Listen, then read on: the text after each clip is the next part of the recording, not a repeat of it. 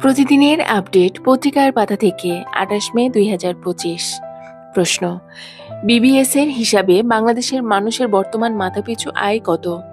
$২,৮২০ মাননীয় প্রধান উপদেষ্টা ডক্টর মোহাম্মদ ইউনূস কোন সম্মেলনে যোগ দিতে জাপান সফর করেছেন? Future of Asia.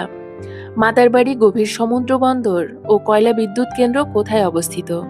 কক্সবাজার।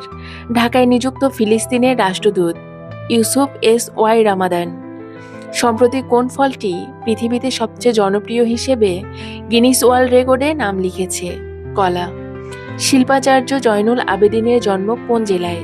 কিশোরগঞ্জের কেন্দুয়ায়। সম্প্রতি নিজস্ব যুদ্ধবিমান তৈরিতে অনুমোদন দিয়েছে কোন দেশ? ভারত। বাংলাদেশ নারী ফুটবল দলের বর্তমান অধিনায়ক কে? আফিদা খন্দকার। বিবিএস এর তথ্য অনুসারে ২০২৪-২৫ অর্থবছরে